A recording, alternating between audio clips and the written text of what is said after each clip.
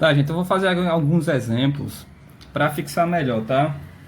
Olha que no exemplo diz o seguinte: vamos determinar a equação geral da reta R que passa pelos pontos A e B, tá?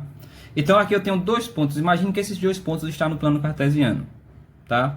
E sobre esses dois pontos vai passar uma reta, que estou chamando aqui de reta R. Se eu quero determinar qual é a equação geral dessa reta que passa por esses pontos, o que é que eu vou fazer? Eu vou determinar um terceiro ponto, né?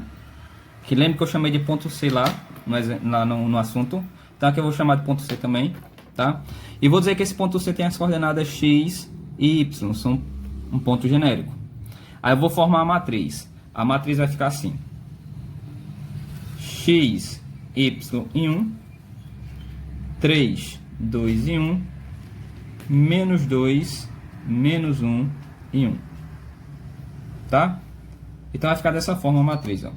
Observa que eu estou sempre considerando isso aqui como primeiro ponto, tá? Então sempre estou colocando primeiro. Mas se você colocar essas coordenadas aqui no meio ou embaixo, quando você calcular o determinante vai dar a mesma coisa, não tem problema não, tá?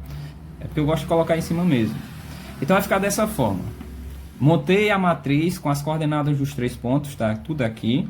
Lembre que essa terceira coluna aqui sempre é tudo 1. O que é que eu vou fazer para calcular o determinante? Eu vou repetir as duas primeiras colunas.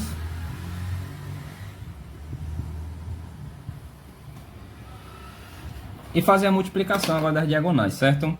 Se eu fizer a multiplicação das diagonais, olha só, rapidinho aqui. 2 vezes x, 2x. 2x vezes 1, 2x. Tá lá.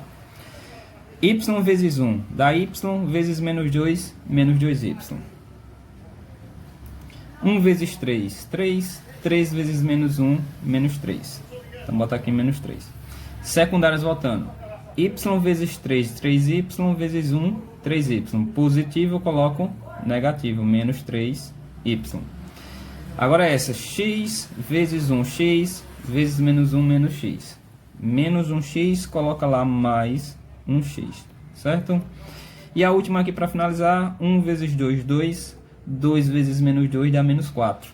Negativo, coloca positivo, mais 4.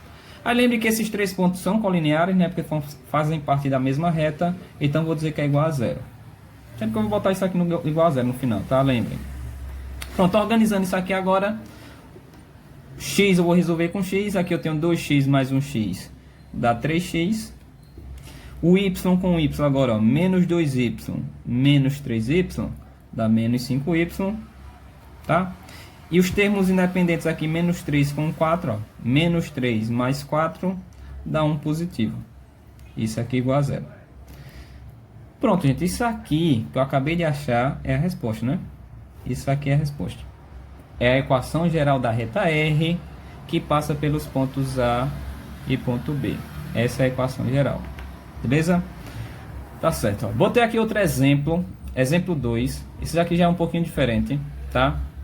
Olha que o exemplo 2 diz: seja R a reta que passa pelos pontos 1, 2 e menos 2 e 5, certo? Determine, letra A, uma equação geral de R. Ou seja, nessa letra A é para fazer a mesma coisa que eu fiz no exemplo anterior, tá? É só determinar a equação geral. Forma a matriz, cálculo determinante, certo? Eu vou fazer aqui bem rapidinho, sem estar explicando muito, tá? Para não comer muito tempo.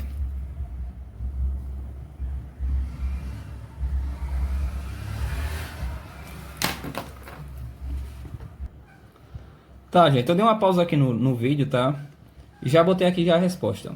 Eu fiz a multiplicação das principais, menos as secundárias, e quando eu calculei aqui, achei isso como resposta. Ou seja, a resposta da letra A, tá? A resposta da letra A vai ser isso aqui. Essa é a equação geral da reta. Menos 3x, menos 3y, mais 9 igual a zero. Beleza? Tá aqui a resposta. A letra B pede o seguinte. Sim, outra coisa, se alguém não está entendendo muito bem, tem dúvida, tá? Vai pausando os vídeos, vai tentando responder, que aí vai fixando melhor, tá? Vai pegando melhor o assunto. Olha, a letra B pede o seguinte, ó. Determine a lei da função afim cujo gráfico é R. Determine a lei da função afim cujo gráfico é R. Ou seja, gente, se aqui está escrito na forma geral, tá? Na forma geral, a equação na forma geral, só quer que transforme isso aqui na forma de função.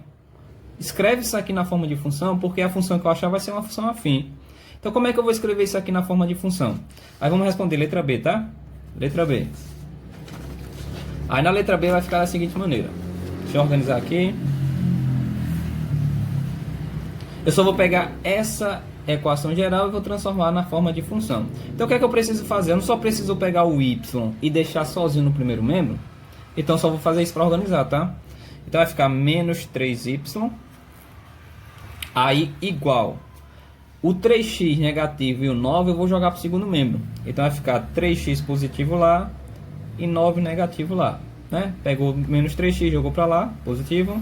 E o 9 positivo, quando jogou para lá, passou negativo. Então, vou ficar com menos 3y igual a 3x menos 9. Beleza? Gente, aqui eu posso pegar o menos 3, que está multiplicando, e jogar dividindo. Negativo mesmo. Só que para não confundir muito vocês, eu vou pegar toda a equação e multiplicar por menos 1 só para trocar o sinal do y, tá? Porque ele está negativo. Se eu fizer multiplicação por menos 1, vai ficar 3y positivo. O 3x vai ficar negativo. E o 9 vai ficar positivo. Vai ficar dessa forma. O 3 está multiplicando, eu vou jogar dividindo. Então vai ficar y igual a menos 3x mais 9 dividido para 3. Certo? Então vai ficar dessa forma aqui. Então a partir daqui eu só preciso simplificar isso aqui, que é uma divisão. Mesma coisa que eu fiz lá no assunto. Esse 3x eu posso dividir por 3 e o 9 eu posso dividir por 3. Está separado. Vai ficar assim. Y igual a menos x, né? Porque menos 3 dividido para 3 dá menos 1. Então fica menos 1x. Mais 9 dividido para 3 dá 3.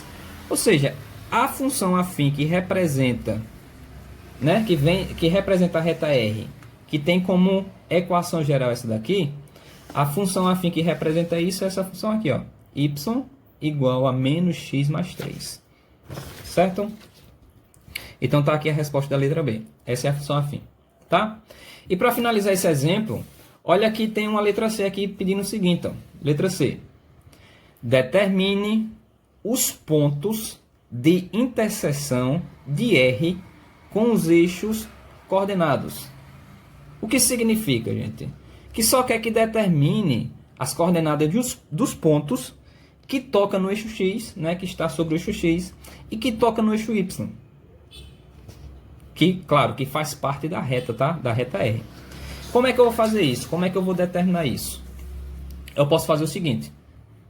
Eu posso utilizar ou essa função mesmo, para mim conseguir achar essa resposta, tá? Eu posso utilizar essa expressão, ou eu posso utilizar a expressão que é a equação geral da reta. Eu posso usar isso aqui, tá? Mas o importante é entender o seguinte.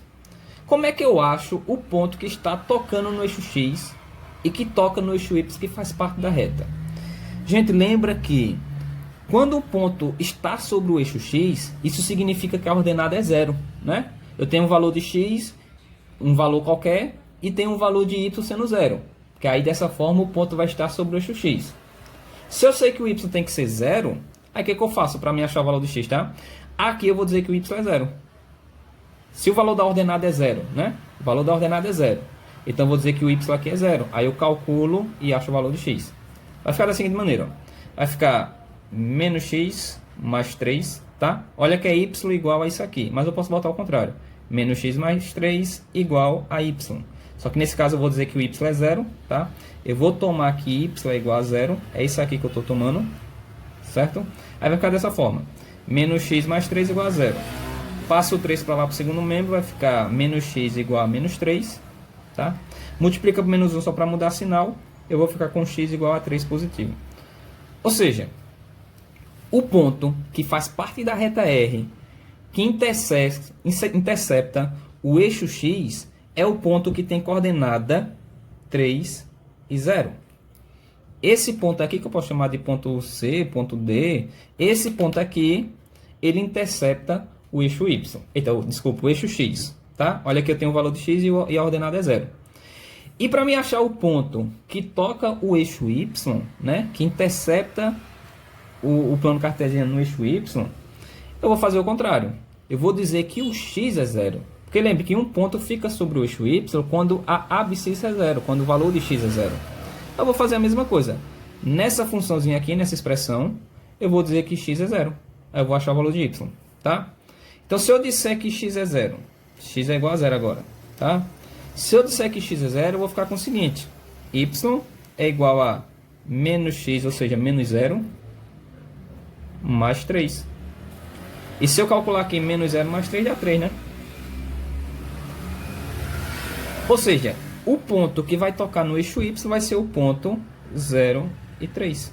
É esse pontinho aqui que toca, que fica sobre o eixo y, tá? É isso, gente. Estudem, tá?